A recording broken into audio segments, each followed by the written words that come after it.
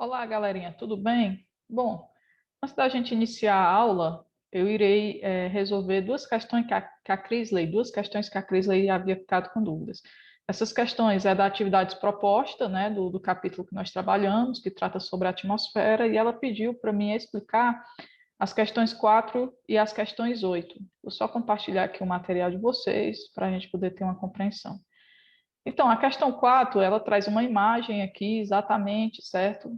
Inicialmente, o que é que a gente vai observar aqui nessa imagem? Nós vamos ter áreas de alta pressão, baixa pressão atmosférica, e nós vamos ter também áreas com diferentes temperaturas, né? Nós sabemos que as áreas com maiores altitudes vão ter temperaturas mais frias, e as áreas de menores altitudes e as planícies vão ter temperaturas mais elevadas. Nós sabemos também que os ventos frios, eles são mais densos. Então, por eles serem mais densos, eles vão exatamente dificultar a locomoção, né? Ou seja, a movimentação dessa asa delta. Os ventos quentes, eles são exatamente menos densos, eles são mais leves. Então, o que, de certa forma, faz com que se movimente, né, com uma maior velocidade. Outra coisa que nós temos que levar em consideração é o percurso que essa asa delta fez.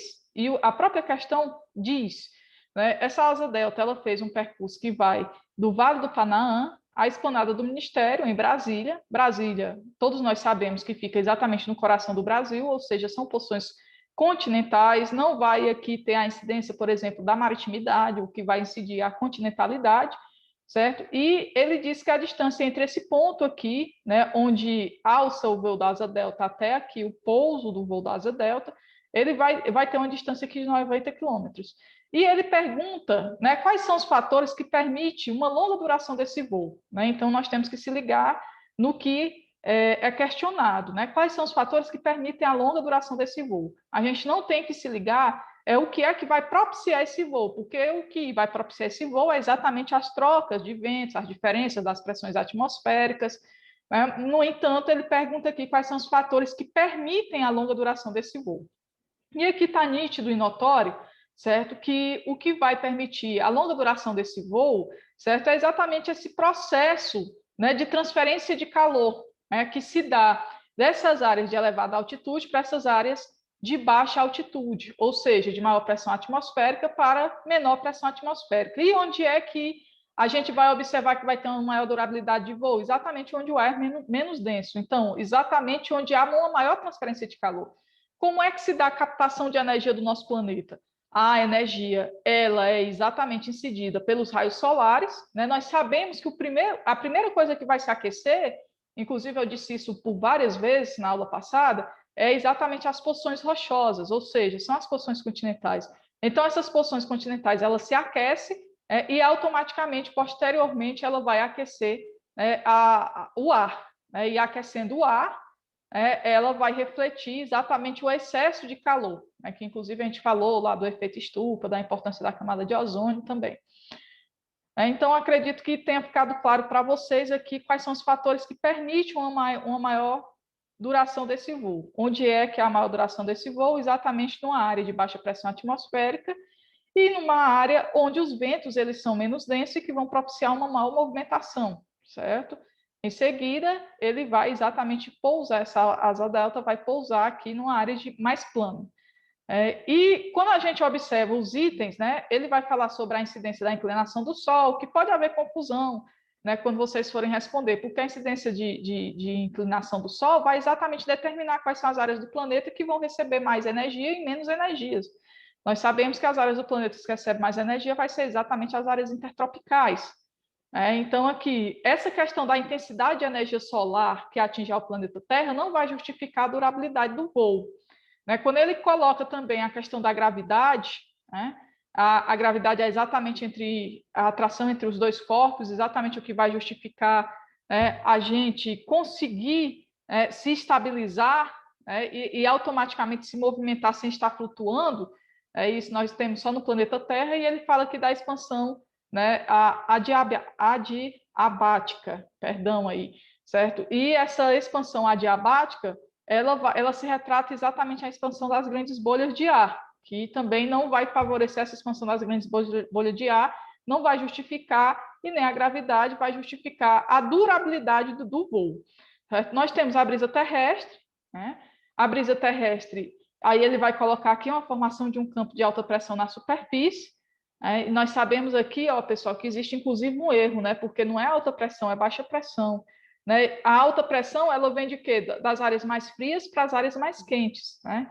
E os ventos divergentes em altitudes, a formação de uma área receptora de ventos ascendentes. Nós sabemos que o que é que faz com que surjam os ventos, o ar, é exatamente a diferença de pressão na atmosfera. Áreas mais quentes, nós vamos ter áreas de baixa pressão atmosférica, áreas mais frias, áreas de alta pressão atmosfera. Né? Então, quando há a troca, né, aí nós temos exatamente a formação dos ventos. No item D, ele coloca o atrito, né, que vai ser gerado exatamente pelo deslocamento dos ventos. Aí ele vai citar aqui o efeito de Coriolis. Né? O efeito de Coriolis, nós sabemos que ele vai incidir tanto nas porções, na porção atmosférica, nos ventos, como ele vai também incidir nas porções aquáticas, que é o efeito de Coriolis, ele vai exatamente ser justificado pelo movimento de rotação do planeta. Né? E o item E, ele vai colocar que, quando ele fala do efeito de Coriolis, ele fala da rotação das massas de ar no sentido horizontal, em função, né, do movimento da própria Terra. E aqui a gente observa que o voo ele não se dá no sentido horizontal, e nem a durabilidade vai se dar também no sentido horizontal. Então, aqui, a resposta correta seria a E, né, que, como eu falei para vocês lá no início, quando eu estava ainda explicando o gráfico, eu tinha colocado para vocês que o processo de condução ele se dá exatamente por conta da transferência de calor da superfície para a camada mais próxima da atmosfera. E ao processo de convecção, que o que é o processo de convecção? É exatamente esse movimento cíclico que a gente observa aqui, que a imagem faz, onde há uma maior durabilidade do voo, uma maior duração do voo. Né? Então, quando ele coloca aqui o processo de convecção, é a dinâmica cíclica entre o ar quente que sobe, né, para que o ar frio desça. Né? Então, é exatamente aqui, ele está falando que o ar quente está subindo e o ar frio automaticamente descendo. Né? Então, essa seria a resposta correta. A outra dúvida que a Crisley tinha era na questão 8. A questão 8 é uma questão, né, que ela vai falar das zonas climáticas tropical. Nós sabemos que nós temos a zona climática intertropical, a temperada, a polar, certo? E pede aqui que assinale VOF no que diz respeito à zona climática tropical. Então, sobre a zona climática tropical, é correto afirmar que possui áreas de florestas densas, latifoliadas são folhas largas, né, com grande biodiversidade, como é o caso da floresta amazônica, como é o caso da Mata Atlântica, a floresta do Congo, está corretíssimo. Olha, a Amazônica, Mata Atlântica e Floresta do Congo, elas vão estar localizadas, são florestas riquíssimas em biodiversidade, exatamente por elas estarem localizadas nas áreas intertropicais. E aqui ele coloca também, próximo à sua área de transição, né, próximo às áreas de transição, ou seja, a gente vai sair ali de um clima temperado, aliás, do clima tropical, e vai para um clima temperado, né? Então, nós temos ali essas áreas de transição, são as áreas subtropicais, a gente podemos colocar assim, né? Então, ele coloca próximo às suas áreas de transição, nos trópicos de Capricórnio. O trópico de Capricórnio fica no hemisfério sul. Né? E o Trópico de Câncer, no hemisfério norte, possui áreas desérticas, como é o caso do deserto de Kalahari, é o caso do deserto do Saara, ambos localizados na África, e do grande deserto australiano, na Oceania, o que também é uma verdade. Nessas áreas de transição, a gente vai observar, certo, que vai incidir muitas vezes a questão das baixas pluviosidades e a questão também da temperatura. Eu disse a vocês já em aulas anteriores que o que vai definir o deserto não vai ser os climas quentes, porque se assim fosse, a região equatorial, né, ou intertropical, ela seria toda desértica. O que vai definir o deserto são exatamente as médias pluviométricas, ou seja, as chuvas, né? As chuvas elas são escassas. E aqui ele coloca também, né, que a zona climática tropical, né, que é a que nós estamos falando, é a que apresenta a maior quantidade de precipitação numa média continental, e é verdade. Por que ela apresenta uma maior média de precipitação? Porque se é quente, né, se há uma maior incidência de raios solares, eu vou ter também uma maior incidência de evaporação e evapotranspiração, né, principalmente em áreas que são riquíssimas em hidrografia, como é o caso da floresta amazônica. né? Então, eu tanto vou ter elevadas taxas de evaporação e evapotranspiração, e eu vou ter chuvas diárias, podendo atingir aí até 2.000 milímetros anuais, que é o que ocorre na América Central, porque nós temos que lembrar que fisiograficamente, grande parte do território mexicano se concentra na América Central. É o caso que ocorre na América do Sul, na África e na Ásia, certo? Que essas chuvas podem ultrapassar a 2.000 milímetros anuais. E aí, o último item, né, ele coloca os únicos continentes da Terra a não possuírem zona climática são a América do Norte. Aí eu acabei até de dar essa resposta, né? A América do Norte vai também, fisiograficamente, está o território do México, né? A Europa e a Antártida. Nós sabemos que é absolutamente falsa, né? Essa Antártida, a gente sabe que não existe zonas de clima tropical, que a Antártida ela está exatamente na zona de iluminação polar, né? Mas a Europa ela vai estar ali incidindo nas áreas temperadas subtropical, mas a América do Norte, sim, ela ainda pega aí, né, no México, é parte da zona climática tropical. Eu espero ter esclarecido as dúvidas, né? E aí nós vamos agora iniciar o capítulo 9, certo? E durante a explanação desse capítulo, eu vou fazer alguns questionamentos a vocês. Antes de eu começar a explicar, eu gostaria, né, de conhecer um pouco do que vocês trazem, né, de conhecimento teórico no que diz respeito aos diferentes climas e a formações vegetais. Nós sabemos que clima e vegetação não dá, né, para estudar de forma separada, porque cada clima vai ter uma vegetação específica para o mesmo, né? E a pergunta a indagação que eu faço logo no início da aula, aí vocês notem aí no caderno, para que quando a gente finde esse capítulo, vocês puderem fazer a reflexão se vocês aprofundaram o conhecimento ou não, certo?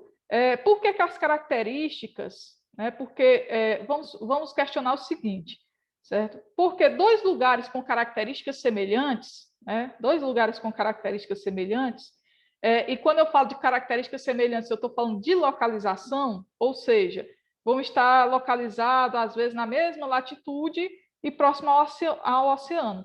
Podem apresentar, certo, climas ou temperaturas distintas.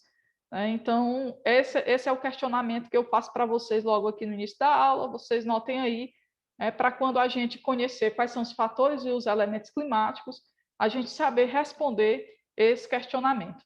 A abertura do capítulo se dá logo com essa formação vegetal. Aqui nós temos uma imensa floresta tropical. Essa floresta tropical é exatamente em Moçambique. Inclusive, aqui eles colocam a localização e tudo. Ou seja, nós acabamos de comentar, quando a gente estava resolvendo lá a questão 8, que fala exatamente da zona tropical, né, que é exatamente onde há uma incidência de raios solares e onde as temperaturas são maiores, é o que nós vamos encontrar uma maior biodiversidade de vegetação e automaticamente também, não somente de flora, mas de fauna também. Né? E aqui nós temos o deserto da Namíbia, né, próximo ao Oceano Atlântico. Como eu também havia comentado lá na questão 8, né, essas áreas desérticas elas vão ser áreas de transição. Geralmente são áreas de transição que vão estar localizadas ali entre a transição do clima tropical ou das faixas tropicais, né, para as faixas temperadas, que aí nós vamos ter as regiões subtropicais e nós vamos ter também essa questão dos climas semiáridos, né, e da questão dos desertos. Então, quais são os elementos e os fatores climáticos? Sobre a questão dos elementos e fatores climáticos, é imprescindível que, inicialmente, a gente consiga distinguir o conceito de tempo e clima. O que seria o tempo? O tempo é exatamente a variação de temperatura que ocorre ao longo de um determinado período. Vamos colocar ao longo de 24 horas. Durante o dia, nós vamos ter temperaturas mais amenas e nós vamos ter temperaturas onde elas vão ser mais quentes. Então, a gente vai ter uma variação aí de temperaturas durante esse período de 24 horas. Já o clima, eu vou ter que observar essa variação de temperatura, certo? Durante pelo menos 30 anos, para me saber, certo, se as características vão realmente se enquadrar naquele tipo climático que está sendo colocado. Então, a questão do tempo, o próprio livro de vocês, ele coloca aqui que ele pode se caracterizar, né, é definido como as características que a atmosfera de um lugar possui em um determinado instante, né, em um intervalo de tempo. E o clima, ele vai colocar aqui, certo, que no mínimo eu tenho que observar, certo, essa variação de temperatura ao longo de 30 anos para mim poder constituir um clima, né? Os climas, eles vão ser definidos pela questão dos elementos climáticos. E o que são elementos climáticos, Germana? Elementos climáticos nada mais são do que condições climáticas, certo? De um determinado lugar. Entre essas condições climáticas, eu vou levar em consideração o quê? A temperatura, a umidade, o volume de precipitações, o regime de ventos, a nebulosidade e também a pressão atmosférica. Então, a gente vai trazer muito do capítulo anterior para esse capítulo. Né? A temperatura é exatamente, né, a diferença de incidências de raios solares durante o período, durante um período estipulado, que pode ser o dia. Né? A umidade é exatamente a quantidade de gotículas de água, certo, existente no ar.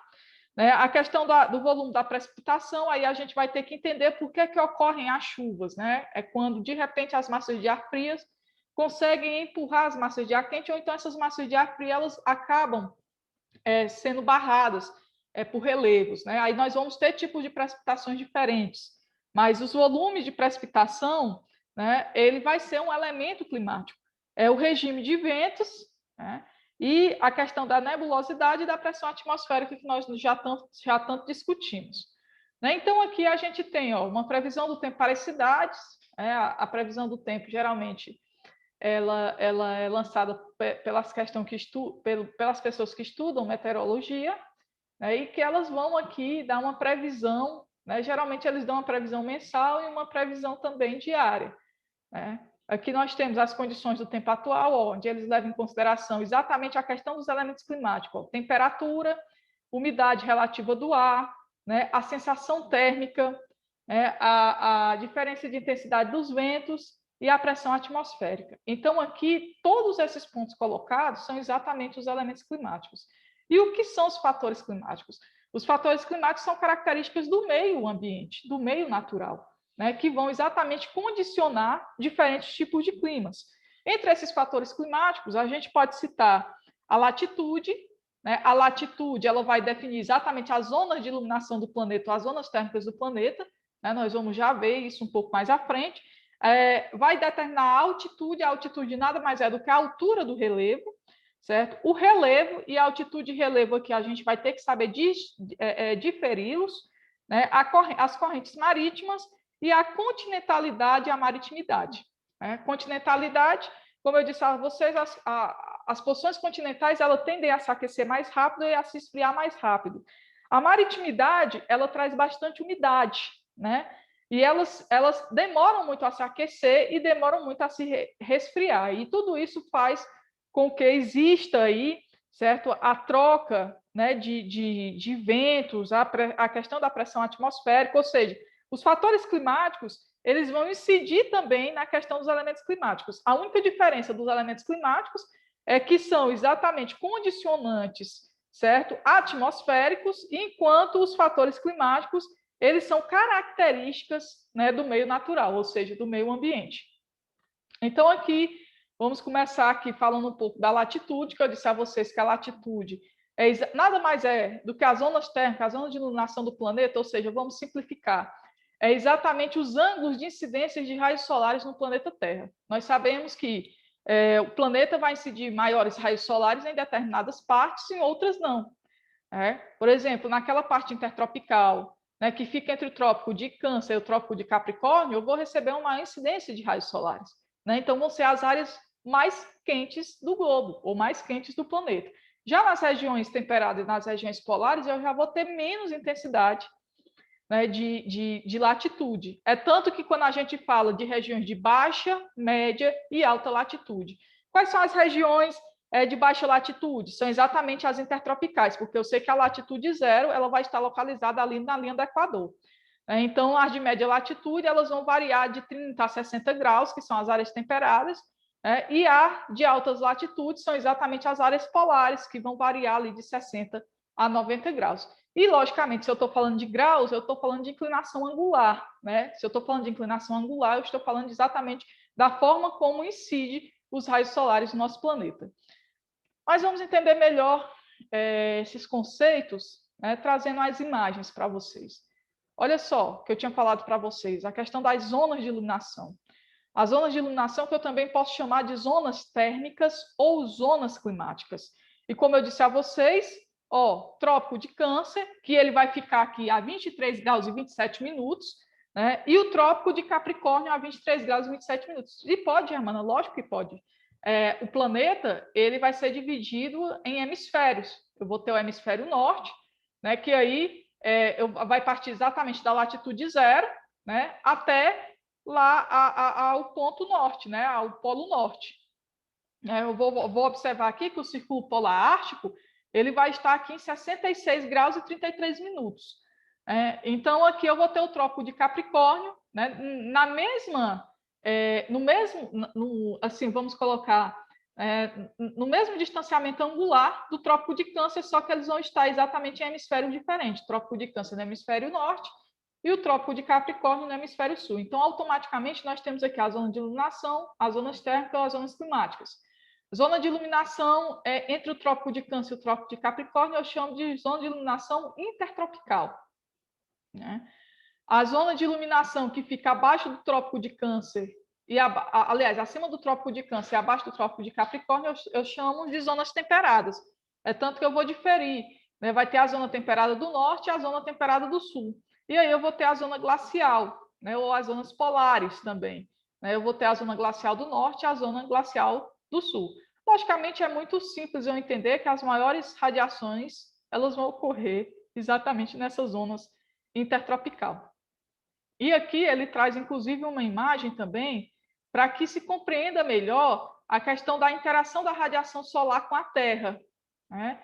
Então, aqui nós temos que a Terra não vai absorver, como eu disse a vocês, a gente não vai conseguir absorver, né, toda a radiação solar, a gente reflete parte da radiação solar, inclusive a gente tinha observado também no capítulo anterior que quando aumenta, né, a espessura, por exemplo, do efeito estufa, né, há um superaquecimento do nosso planeta. Por quê? Porque a energia que era para estar refletindo, ela está tendo dificuldade, né, de refletir.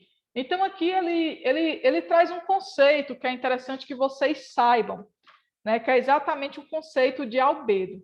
Germano, o que é albedo? Albedo nada mais é do que o poder de reflexão de luz solar, certo? Que vai existir nas diversas superfícies terrestres, né? Então, eu sei que vão ter partes da superfície terrestre que elas vão refletir, né, calor com mais facilidade e outras não, né? Exatamente porque as incidências de raios solares eles vão chegar com intensidades diferentes a esses pontos do planeta. Então, aqui nós temos a radiação solar.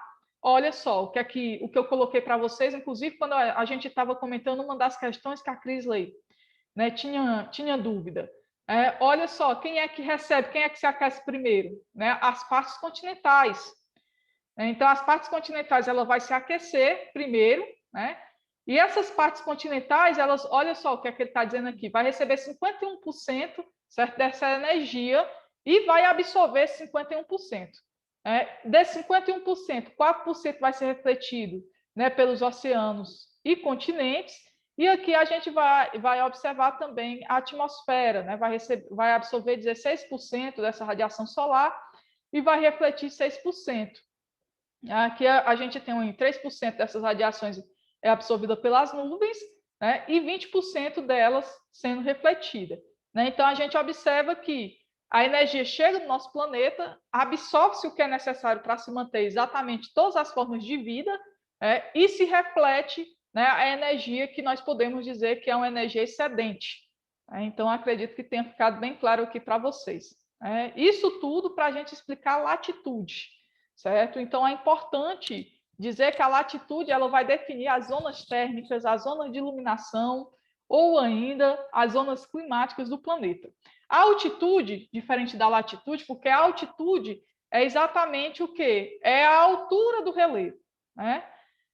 Ou seja, Germana, mas a gente não pode confundir, né, a altitude com relevo, não, porque o relevo ele vai se apresentar de diversas formas. Eu vou ter relevos de elevada altitude, eu vou ter relevos de baixa latitude, certo? Então, estão aí as configurações que o relevo se apresenta na superfície terrestre. A altitude, né, a gente vai observar que ela vai propiciar o aquecimento da troposfera, que esse aquecimento ele vai ocorrer sempre de baixo para cima, né? Pois, como eu disse a vocês, primeiramente a superfície terrestre ela se aquece e posteriormente ela repassa esse calor absorvido, né, para exatamente o ar, influenciando exatamente as temperaturas e as pressões atmosféricas, certo, dessa superfície. Então, aqui, olha, pessoal, nós temos aqui ó, a relação de coluna de ar e altitude. Olha só, aqui nós temos uma coluna de ar, né, onde aqui ele coloca uma menor pressão atmosférica. E uma coluna de ar maior, onde nós temos uma área de maior pressão atmosférica. Então, eu quero até corrigir quando eu expliquei lá a questão que estava correta, quando ele vai falar, né, que as áreas de planície elas vão receber uma maior pressão atmosférica e as áreas de maiores altitude uma menor pressão atmosférica. Por quê? Porque a coluna de ar, né, ela vai ser menor, né, exatamente nos relevos mais elevados, né, enquanto ela vai ser maior nos relevos mais baixos. Né? E o relevo? O relevo como eu disse a vocês, a gente não pode confundir ele com altitude, né? Porque altitude e relevo, apesar de serem fatores climáticos distintos, né? A altitude ela irá manifestar, né? Mesmo que não haja qualquer variação no relevo, né? Que ela irá manifestar exatamente. Vou dar um exemplo a vocês. A gente viu ali a questão da asa delta quando a gente estava explicando, né, o porquê da permanência de voo exatamente nas áreas onde os ventos são mais quentes. Então, ele coloca aqui que quem voa em balão, por exemplo, ao subir, perceberá a queda progressiva da temperatura. Né? Igual quando a gente está subindo uma serra, né? A gente observa de forma muito significativa, certo, já a diferença de temperatura e a diferença de pressão atmosférica.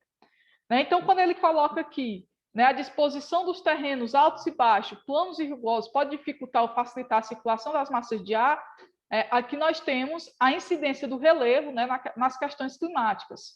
E aí ele vai dizer que ele pode definir características regionais ou até continentais.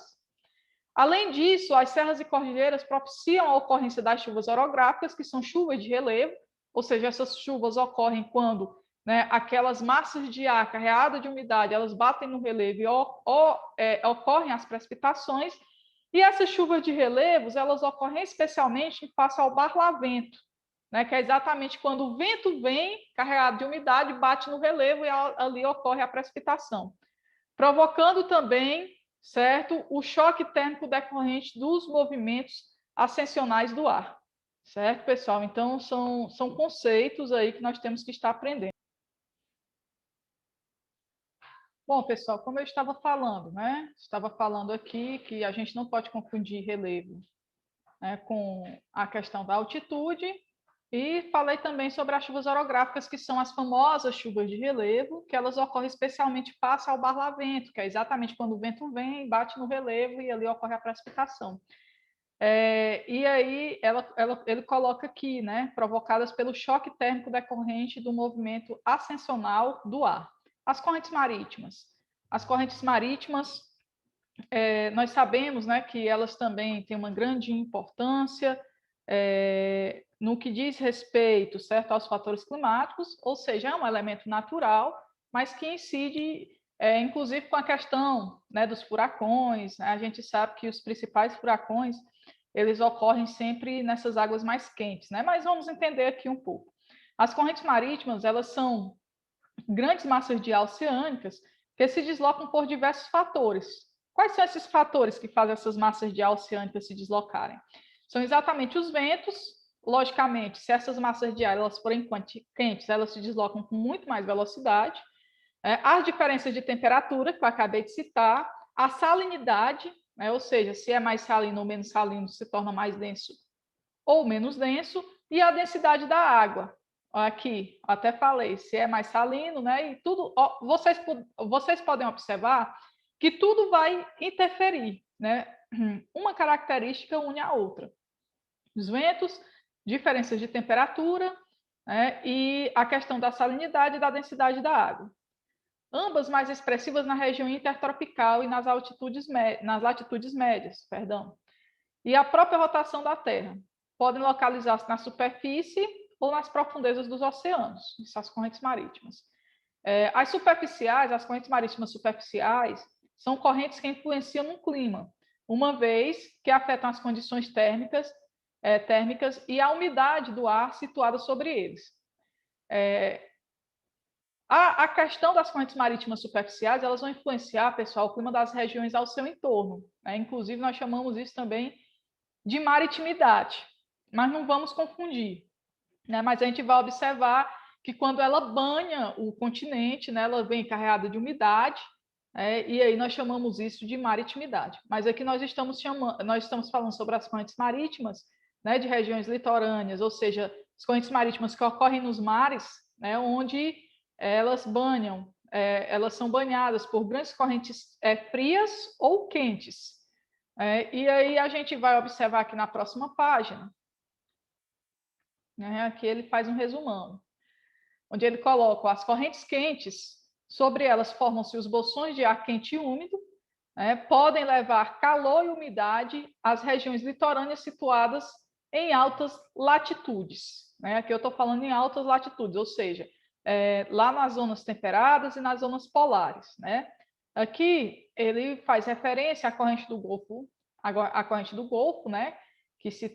Ou a do Atlântico Norte, ao transportar as águas quentes oriundas do Golfo do México até o noroeste europeu, deixando o clima litorâneo de toda aquela região menos rigoroso e menos aquecidos. E aqui nós temos as correntes frias, né? Sobre elas formam-se os bolsões de ar frio e seco.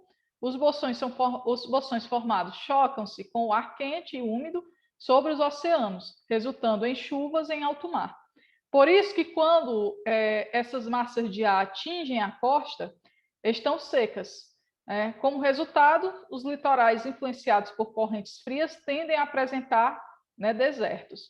E aqui ele coloca, né, inclusive, um exemplo, o deserto do Atacama, na Patagônia, o da Patagônia e o da Namíbia, né, que são diretamente influenciados pelas correntes de Humboldt, né, das Malvinas e de Benguela, né, respectivamente.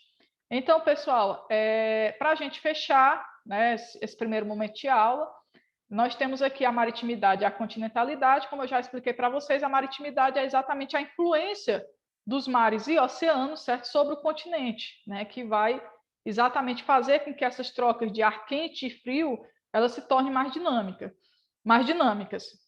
E aqui ele fala também da questão da amplitude térmica, né?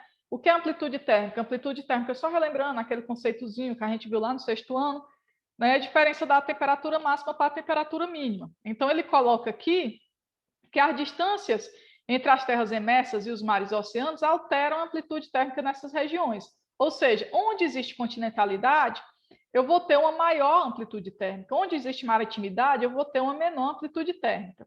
Vamos aqui, o efeito é chamado maritimidade. Qual é esse efeito que é chamado maritimidade? Quando as grandes massas de ar atuam como reguladoras que conferem menores variações térmicas ao ar sobre elas e nas suas proximidades. E o que é que nós chamamos de continentalidade? São regiões continentais distantes dos litorais, exceto, aí a gente vai ter aqui essa exceção, dessas regiões continentais que são cobertas por florestas úmidas, que vai provocar umidade, por exemplo, é o caso da Amazônia brasileira, e tende a apresentar as maiores variações de temperatura, ou seja, uma maior amplitude térmica, tanto os diárias quanto os anuais, caracterizando o que nós chamamos de continentalidade. Então, pessoal, lembram daquela primeira perguntinha que eu fiz no início da aula? Então, eu gostaria de relembrar para vocês que eu iniciei a aula, não sei nem se eu fiz a pergunta, mas se eu não tiver feito, eu vou fazer agora. Viu? Eu iniciei a aula, certo? Com o intuito de fazer vocês compreenderem e aprenderem sobre os elementos e fatores climáticos. Então, a pergunta que era para me ter feito lá no início da aula era se vocês saberiam dizer o porquê que dois locais com características semelhantes de localização, né, ou seja, às vezes localizados na mesma latitude ou nas proximidades dos oceanos, podem apresentar maneiras tão distintas, né, no que diz respeito ao clima. Né? Então, eu gostaria também que vocês resolvessem, esse agora é com você, né?